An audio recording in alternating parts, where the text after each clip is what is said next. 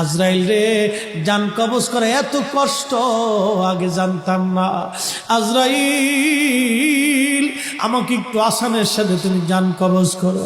আজরাইল বললেন, হুজুর, আসমানের নিচে জমিনের উপরে আপনার চাইতে সহজভাবে জান আমি কারো কবজ করি নাই। আল্লাহ আমার উপরে কড়া নির্দেশ, আমার হাবিবের জান কবজ হবে সবচেয়ে বড় আসানে। হুজুর, আমি যদি আপনাকে আসানে জান কবজ না করি, নবী গো, আল্লাহর লানত আমি ধ্বংস হয়ে যাব। ইয়া নবী আল্লাহ, আমি সেই ভয়ে আপনাকে আসানের সাথে জান কবজ করতেছি। হুজুর গো, আপনি নবীর আগে এবং পরে এত আসানে কারো জান কবজ হয় নাই, হবে না। আল্লাহর নবী ডেকে বলে, আজরাইল, জান কবজ এত কঠিন, এত কঠিন, আমার কাছে কষ্ট হয়। একটা অনুরোধ তোমার কাছে করে দেয় আজরাইল, আমার উম্মতের জান কবজটা তুমি সহজে কইরো।